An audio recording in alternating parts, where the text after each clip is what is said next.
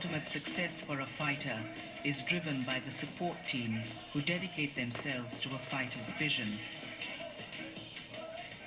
Masato has a unique relationship with kickboxing master Shinichi Ihara.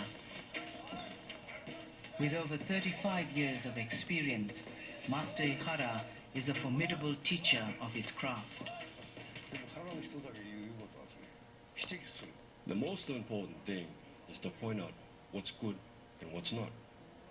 Then tell them how to correct it. It leads to the next step. I train them very hard, but do it with affection and love. Without it, it does not work at all. Being a hard trainer is not good enough. If you do it with love, then he will react to it. It's just like a Japanese drum. If you beat a Japanese drum or taiko in a correct way with affection,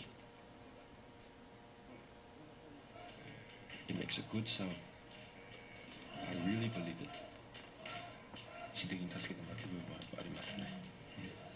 I really trust my trainer, who physically goes through all these things with me, says. It could be something minor, but it goes to my heart. If someone who had not much to do with me said the same thing, it is totally different.